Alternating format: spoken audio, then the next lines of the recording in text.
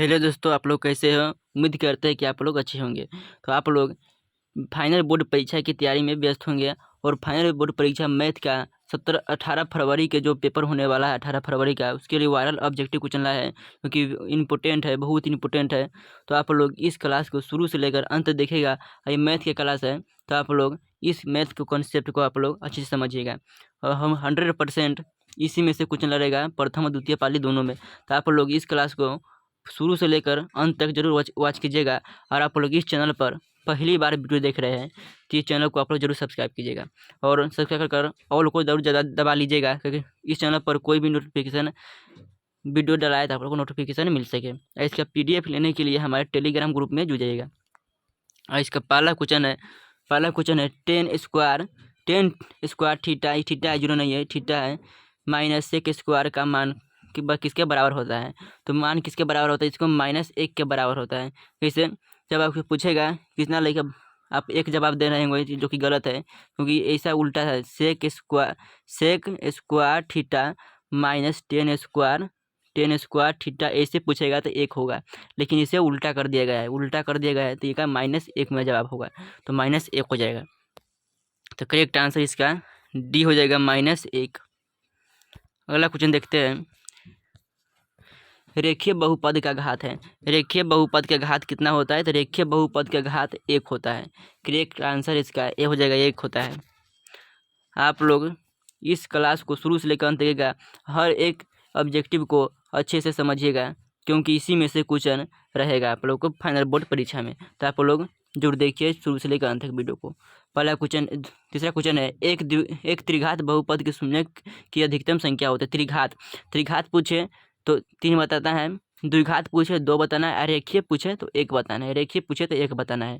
तो आप लोग याद रखिएगा, त्रिघात बहुपद का कितने घात होते हैं, तो 3 होते हैं। करेक्ट आंसर इसका सी हो जाएगा, 3।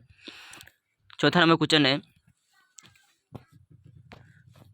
क्वेश्चन है क्या एक रेखीय बहुपद के शून्य की संख्या होती है। तो एक रेखीय बहुपद पूछे या घात पूछे या शून्यक पूछे, ये दोनों एक ही होता है, तो इसका एक ही है, रेखीय बहुपद का एक ही हो जाएगा। करेक्ट आंसर इसका ए हो जाएगा, 1। 5 नंबर क्वेश्चन है एक द्विघात समीकरण x² प्लस 2x माइनस 3 के मूलों का योग का होगा। तो योग मतलब पूछा क्या, अल्फा प्लस बीटा। तो अल्फा प्लस बीटा का मान होता है -b/a। तो b का मान कितना गया है, 2 दिया गया है, तो -2 और a का मान कितना गया है, 1 दिया गया, इसके जगह 1 है तो 1, तो कितना आ जाएगा, -2 आ जाएगा। -2 इसका करेक्ट आंसर हो जाएगा, -2। ऑप्शन ए हो जाएगा 5 नंबर का। अगला क्वेश्चन देखते हैं। 6 नंबर क्वेश्चन है, यदि किसी द्विघात बहुपद x² माइनस 2x प्लस 5 के बराबर मूल अल्फा और बीटा हो तो अल्फा प्लस बीटा का मान होगा। तो अल्फा प्लस बीटा का मान होगा, तो ये अल्फा प्लस बीटा बराबर कितना सूत्र होता है, -b/a।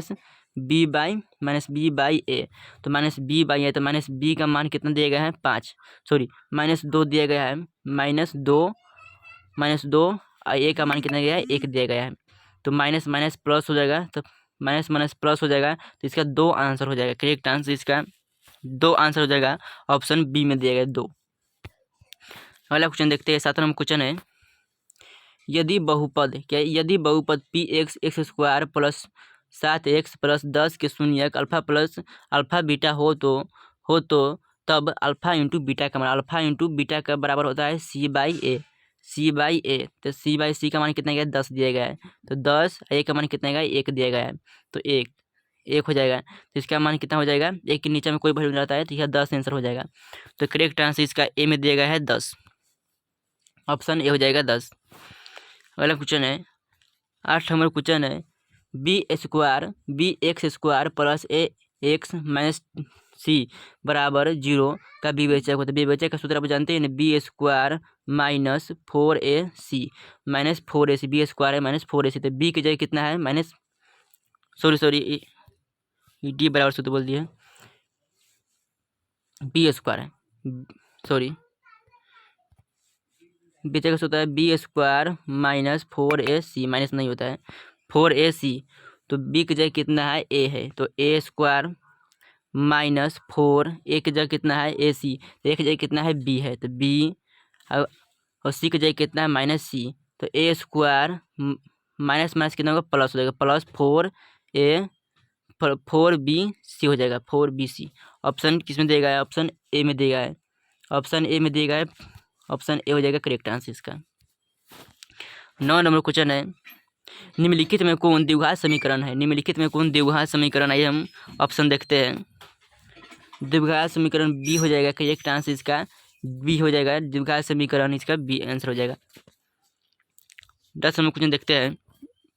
10 number A x square minus B x plus C बराबर 0 मूल का योग होगा, तो मूल का योग होगा तो अल्फा प्लस बीटा पूछा है, योग बराबर अल्फा प्लस बीटा, तो माइनस बी बाई ये होता है, तो माइनस बी के जगह कितना दिए गए हैं माइनस बी अब बाटा ए, तो माइनस माइनस कितना होगा प्लस बी बटा ए हो जाएगा, प्लस बी बटा ए हो जाएगा, तो बी बटा ए हो जाएगा, तो ऑप्शन बी में दिया गया है बी बटा ए। अगला क्वेश्चन देखते हैं 11 नंबर।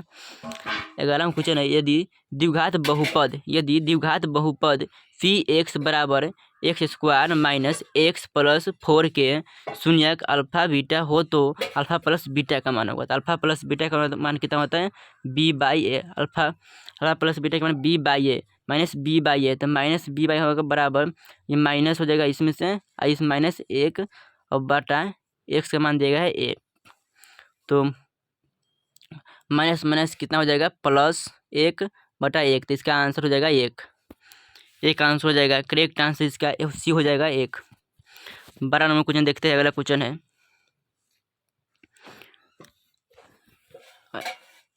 ए बी सी त्रिभुज डी ई एफ के समरूप के एवं क्षेत्रफल कितना है 36 एवं 49, तो दोनों त्रिभुजों का भुजाओं का अनुपात होगा, तो ऐसा कोई भी क्वेश्चन पूछेगा तो आप लोग रूट में कर दीजिएगा कि यहाँ 36 अनुपात में कर दीजिएगा, अनुपात है और 49, तो रूट में कर देता 36 के वर्गमूल कितना है 6 और अनुपात लिख दीजिएगा और 7 निकल जाएगा 49 का, तो इसका करेक्ट आंसर हो जाएगा बी 6:7।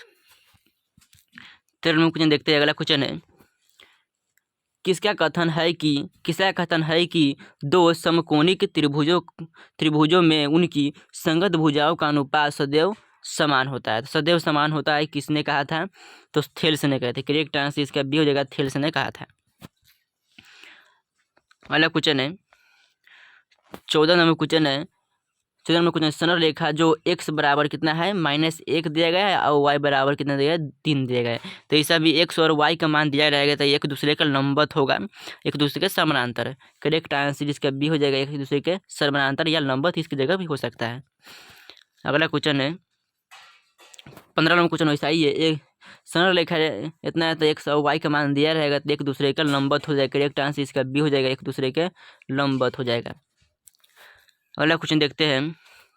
अगला क्वेश्चन 16 नंबर है, बिंदु -3 प्लस 5 किस चतुर्थांश में स्थित है, चतुर्थांश में स्थित है, प्लस प्लस प्रथम हो जाएगा, माइनस प्लस द्वितीय, माइनस माइनस तृतीय और प्लस माइनस चतुर्थी हो जाएगा, तो कौन सा दिया गया है माइनस और माइनस प्लस किस चतुर्थांश में है, तो द्वितीय चतुर्थांश में है, तो करेक्ट आंसर हो जाएगा बी द्वितीय चतुर्थांश में स्थित है। अगला क्वेश्चन देखते हैं। 17 नंबर क्वेश्चन है, मूल बिंदु से पी 3, -4 की दूरी होगी, तो मूल बिंदु का सूत्र होता है रूट में x square plus y square, तो एक्स का मान कौन है 3, तो 3 के स्क्वायर कर देंगे, कितना करें 3 के स्क्वायर 9 हो जाएगा और प्लस 4 के स्क्वायर कितना होगा माइनस में जब स्क्वायर गुना होगा तो प्लस में बदल जाता है, तो -4 और -4 के स्क्वायर होगा तो 16 हो जाएगा, तो 16 और 9 कितना हो जाएगा 25 हो जाएगा, 25 का वर्गमूल कितना होगा 5 निकल जाएगा, तो करेक्ट आंसर हो जाएगा डी 5 हो जाएगा इसका आंसर, करेक्ट आंसर डी हो जाएगा। 18 में क्वेश्चन देखते हैं। 18 में क्वेश्चन, कार्तीय तल में किसी बिंदु 4, -5 के कोटि का मान है, कोटि का मान कौन है, ये फर्स्ट बना जाएगा एक्स और दूसरा बना जाता है वाई, तो एक्स से कहते हैं भुज, एक्स से कहते हैं भुज और वाई कहते हैं क्या कोटि, वाई कहते हैं कोटि, तो कोटि का मान कौन सा होगा 5 हो जाएगा, करेक्ट आंसर इसका -5 हो जाएगा, करेक्ट आंसर इसका बी हो जाएगा -5। अगला क्वेश्चन है, बिंदु 2,4 एवं 0,0 को जोड़ने वाली रेखाखंड के मध्य बिंदु का से निर्देशांक है। मध्य बिंदु का निर्देशांक क्या हुआ? तो मध्य बिंदु जब पूछेगा तो पहला को जोड़ेंगे, 2 से भाग दे देंगे। तो 2 और 0 में जोड़ेंगे तो कितना? 2/2 कोमा, और फिर दूसरा में जोड़ेंगे तो 4 और 0 को जोड़ेंगे तो कितना? 4 ही आएगा। तो 4/2 काटेंगे तो 1/2 हो जाएगा। करेक्ट आंसर इसका 1 और 2 हो जाएगा। करेक्ट आंसर इसका 1 और 2, 1 और 2 ऑप्शन डी में देगा है 1 और 2। अगला क्वेश्चन देखते हैं। 20 नंबर क्वेश्चन है, दो वृत्तों के क्षेत्रफल का अनुपात x² अनुपात y² है तो त्रिज्याओं का अनुपात होगा। तो ऐसा जब कोई भी क्वेश्चन आएगा तो आप रूट में डाल लीजिएगा। रूट में x² अनुपात y² है। y² है तो x का स्क्वायर कितना निकला? x अनुपात y निकल जाएगा। तो इसका करेक्ट आंसर हो जाएगा ऑप्शन ए में दिया गया है x² अनुपात x अनुपात y। करेक्ट आंसर इसका ए हो जाएगा। 21 नंबर क्वेश्चन देखते हैं। वर्ग अंतराल क्या है? वर्ग अंतराल 15 और 25 का वर्ग चिन्ह होगा। तो वर्ग चिन्ह ऐसे निकालने के लिए इसे हम जोड़ देंगे। तो इसे जोड़ देंगे, कितना होगा? 15 और 25 कितना हो जाएगा? 40। 15, 25, 40 और 2 से भाग दे देंगे। 2 से भाग देंगे तो कट कर कितना आएगा? 20 आएगा। तो करेक्ट आंसर इसका कौन सा हो जाएगा? Option B. करेक्ट आंसर इसका बी हो जाएगा। यदि कोई भी अंक दे तो आप लोग इसे जुड़ कर आप लोग निकाल लीजिएगा। तो आप लोग कमेंट बॉक्स में बताइए 10 और 20 का वर्ग अंतराल वर्ग चिन्ह क्या होगा? 10 और 20 का वर्ग चिन्ह क्या होगा? आप लोग कमेंट बॉक्स में बताइए। अगला क्वेश्चन है 22 नंबर क्वेश्चन क्या है, यदि किसी वृत्त की परिधि इतना दिया गया है तो वृत्त की व्यास होगा। तो वृत्त की परिधि 2πr होता है। 2πr तो 2 पाई का मान कितना होता है? 22/7। 22/7 गुने r बराबर कितना देगा है? 66। तो इसे काटेंगे 3 से, कितने का? 3 से काटेंगे तो 3 से कट गया 22 दिया, कितना हो जाएगा? तो इसका मान कितना होगा? 2 क्या? 2/21। 2/21 तो इसका हो गया 2/21। और व्यास पूछा है तो 2 डी बराबर होता है 2r। डी बराबर होता है 2r। तो 2r पूछा है तो 21/2 हो जाएगा ना। सॉरी आर पूछा है तो आर बराबर निकालेंगे तो कितना देगा? 21/2 हो जाएगा। 21/2 तो 21/2 हो जाता है। आर का मान कितना है? 2 और 21/2 तो 2 से 2 कट गया, 21 इसका आंसर हो जाएगा। तो ऑप्शन ए में दिया गया है 21 सेंटीमीटर। करेक्ट आंसर इसका ए हो जाएगा। अगला क्वेश्चन है, एक वृत्त का क्षेत्रफल 81 पाई है। 81 पाई सेंटीमीटर स्क्वायर है तो वृत्त की परिधि होगी। तो क्षेत्रफल कितना? πr² होता है। πr²। तो पाई के मान πr² बराबर 81 पाई। तो पाई से पाई कट गया 81 और इधर फेंकेंगे तो ये रूट में चढ़ जाएगा। तो आर का मान कितना आ गया? 9। तो आर का मान कितना आ गया? 9। आर बराबर 9 आ गया। आर बराबर कितना आ गया? 9 आ गया। तो अब हमें कितना करना है? परिधि निकाले। तो परिधि का सूत्र होता है 2πr होता है। 2πr तो 2 और पाई के मान पाई रहने देंगे, पाई के मान नहीं करना है। और आर के मान कितना है? 9 दिया गया है तो 9 दूना 18 कितना? 9 दूना 18 पाई हो जाएगा। 9 दूना 18 पाई। तो करेक्ट आंसर इसका बी हो जाएगा। 9 दूना 18 पाई होता है। तो ऑप्शन बी में इसका करेक्ट आंसर हो जाएगा। ऑप्शन बी हो जाएगा इसका करेक्ट आंसर। अगला क्वेश्चन देखते हैं। 24 नंबर क्वेश्चन है, प्रथम पाद धनात्मक सम पूर्णांकों का माध्य होगा। तो माध्य निकालने के लिए कौन सा का है? सम का है। तो सम कौन सा? 2, 4, 6, 8 और 10। अब इसके कितना का है? 5। 5 का है तो 5 बटा में दे देंगे। 5 बटा में दे देंगे और इसे सबको जोड़ेंगे। क्या सबको जोड़ेंगे तो कितना देगा? 30। सबको जोड़ेंगे 30/5 तो काटेंगे कितना? 6 इसका आंसर हो जाएगा। तो करेक्ट आंसर इसका सी हो जाएगा 6। अगला क्वेश्चन देखते हैं। 25 नंबर क्वेश्चन है, एक थैले में 7 लाल, 8 हरा और 5 सफ़ेद गेंद है। तो एक गेंद को या आच्छादित निकाला जाता है तो बिना देखे निकाला जाता है तो न लाल होने की प्रयोगता न सफ़ेद होने की प्रयोगता है बताना है। न लाल न सफ़ेद तो कौन सा बचा? हरा। तो हरा ऊपर कर देंगे, जो बचा जो हरा ऊपर करता 8 है सबको जोड़ेंगे। कभी प्रयोगता की संख्या है।